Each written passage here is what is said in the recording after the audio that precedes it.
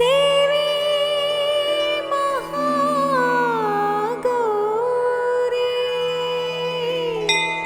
ಶ್ವೇತೆ ವೃಷಿ ಸಮಾರೂಢಾ ಶ್ವೇತಾಂಬರ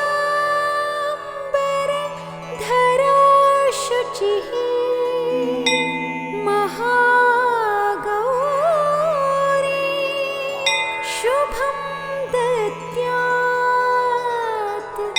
ಮಹಾದೇವ ಪ್ರಮೋದದಾ ಮಹಾದೇವ ಪ್ರಮೋದದಾ ದೇವಿ ಮಹಾಗೌರಿ ದೇವಿ ಮಹಾಗೌರಿ.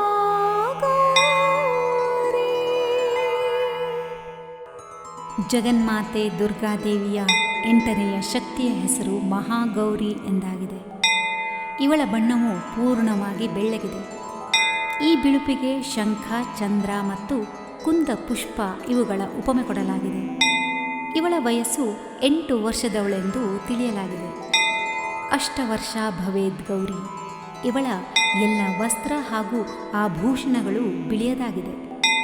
ಇವಳಿಗೆ 4 ಭುಜಗಳಿದ್ದು ವಾಹನ ವೃಷಭವಾಗಿದೆ. ಆ ವೃಷಭವು ಬೆಳ್ಳಗಿದೆ. ಇವಳ ಮೇಲಿನ ಬಲಗೈಯಲ್ಲಿ ಅಭಯ ಮುದ್ರೆ ಮತ್ತು ಕೆಳಗಿನ ಬಲಗೈಯಲ್ಲಿ ತ್ರಿಶೂಲವಿದೆ. ಮೇಲಿನ ಎಡಗೈಯಲ್ಲಿ ಡಮರು ಹಾಗೂ ಕೆಳಗಿನ ಎಡಗೈಯಲ್ಲಿ ವರದ ಮುದ್ರೆ ಇದೆ. ಇವಳ ಮುದ್ರೆ ಅತ್ಯಂತ ಶಾಂತವಾಗಿದೆ. ತನ್ನ ಪಾರ್ವತಿ ರೂಪದಲ್ಲಿ ಇವಳು ಭಗವಾನ್ ಶಿವನನ್ನು ಪತಿಯಾಗಿ ಪಡೆಯಲು ಭಾರೀ ಕಠೋರ ತಪಸ್ಸು ಮಾಡಿದ್ದಾಳೆ. ವ್ರಿಯೇಹಂ ವರದಂ ಶಂಭುಂ ನಾಣ್ಯಂ ದೇವಂ ಮಹೇಶ್ವರಾತ್. ನಾನು ವರದನಾದ ಶಂಭುವಲ್ಲದೆ ಬೇರೆ ಯಾವುದೇ ದೇವತೆಯನ್ನು ವರಿಸುವುದಿಲ್ಲ ಎಂಬ ಪ್ರತಿಜ್ಞೆ ಮಾಡಿದ್ದಳು ಈ ಮಹಾಗೌರಿ. ಗೋಸ್ವಾಮಿ ತುಳಸೀದಾಸರು ಹೇಳಿರುವರು, ಅವಳು ಭಗವಾನ್ ಶಿವನನ್ನು ವರಿಸುವುದಕ್ಕಾಗಿ ಕಠೋರ ಸಂಕಲ್ಪ ಮಾಡಿದ್ದಳು ಎಂದು. ಜನ್ಮ ಕೋಟಿಲಗಿ ರಗರಹ ಮಾರಿ ಬರಹು ಸಂಭು ನತ ರಹವು ಕುವಾರಿ. ಈ ಕಠೋರ ತಪಸ್ಸಿನ ಕಾರಣ ಇವಳ ಶರೀರವು ಸಂಪೂರ್ಣವಾಗಿ ಕಪ್ಪಾಗಿತ್ತು. ಇವಳ ತಪಸ್ಸಿಗೆ ಸಂತುಷ್ಟರಾಗಿ ಭಗವಾನ್ ಶಿವನು ಇವಳ ಶರೀರವನ್ನು ಗಂಗೆಯ ಪವಿತ್ರ ಜಲದಿಂದ ಚೆನ್ನಾಗಿ ತೊಳೆದಾಗ ಅದು ವಿದ್ಯುತ್ತಿನಂತೆ ಅತ್ಯಂತ ಪ್ರಕಾಶಮಾನವಾಗಿ ಬೆಳ್ಳಗಾಯಿತು. ಆಗಿನಿಂದ ಅವಳ ಹೆಸರು ಗೌರಿ ಎಂದಾಯಿತು. ನವರಾತ್ರಿಯ 8ನೆಯ ದಿನ ಮಹಾಗೌರಿಯ ಉಪಾಸನೆಯ ವಿಧಿ ಇದೆ. ಇವಳ ಶಕ್ತಿಯು ಅಮೋಘ ಹಾಗೂ ಸದ್ಯ ಫಲದಾಯಿನಿಯಾಗಿದೆ. ಇವಳ ಉಪಾಸನೆಯಿಂದ ಭಕ್ತರ ಎಲ್ಲ ಕಲ್ಮಶಗಳು ತೊಳೆದು ಹೋಗುತ್ತದೆ. ಅವರ ಪೂರ್ವ ಸಂಚಿತ ಪಾಪಗಳೂ ಕೂಡ ನಾಶವಾಗಿ ಹೋಗುತ್ತದೆ. ಭವಿಷ್ಯದಲ್ಲಿ ಪಾಪ, ಸಂತಾಪ, ದೈನ್ಯ, ದುಃಖ ಅವರ ಬಳಿಗೆ ಎಂದೂ ಬರುವುದಿಲ್ಲ. ಅವರು ಎಲ್ಲ ಪ್ರಕಾರದಿಂದ ಪವಿತ್ರ ಮತ್ತು ಅಕ್ಷಯ ಪುಣ್ಯಗಳ ಅಧಿಕಾರಿಯಾಗುತ್ತಾರೆ. ಜಗಜ್ಜನನಿಯ ಧ್ಯಾನ ಸ್ಮರಣೆ, ಪೂಜೆ, ಆರಾಧನೆಯು ಭಕ್ತರಿಗಾಗಿ ಎಲ್ಲ ವಿಧದಿಂದ ಶ್ರೇಯಸ್ಕರವಾಗಿದೆ.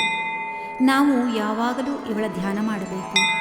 ಇವಳ ಕೃಪೆಯಿಂದ ಅಲೌಕಿಕ ಸಿದ್ಧಿಗಳು ಪ್ರಾಪ್ತವಾಗುತ್ತದೆ. ಮನಸ್ಸನ್ನು ಅನನ್ಯ ಭಾವದಿಂದ ಏಕನಿಷ್ಠವಾಗಿಸಿ ಮನುಷ್ಯನು ಸದಾಕಾಲ ಇವಳ ಪಾದಾರವಿಂದಗಳ ಧ್ಯಾನ ಮಾಡಬೇಕು. ಇವಳು ಭಕ್ತರ ಕಷ್ಟಗಳನ್ನು ಖಂಡಿತವಾಗಿ ದೂರ ಮಾಡುತ್ತಾಳೆ. ಇವಳ ಉಪಾಸನೆಯಿಂದ ಆರ್ತ ಭಕ್ತರ ಅಸಂಭವ ಕಾರ್ಯಗಳೂ ಕೂಡ ನೆರವೇರುತ್ತದೆ. ಆದ್ದರಿಂದ ಇವಳ ಚರಣಗಳಲ್ಲಿ ಶರಣಾಗತನಾಗಲು ನಾವು ಎಲ್ಲ ವಿಧದಿಂದ ಪ್ರಯತ್ನಿಸಬೇಕು. ಪುರಾಣಗಳಲ್ಲಿ ಇವಳ ಮಹಿಮೆಯನ್ನು ಅನೇಕ ಆಖ್ಯಾನಗಳು ಹೊಗಳಿವೆ. ಇವಳು ಮನುಷ್ಯರ ವೃತ್ತಿಗಳನ್ನು ಸತ್ ಕಡೆಗೆ ಪ್ರೇರೇಪಿಸಿ ಅಸತ್ತಿನ ನಾಶ ಮಾಡುತ್ತಾಳೆ.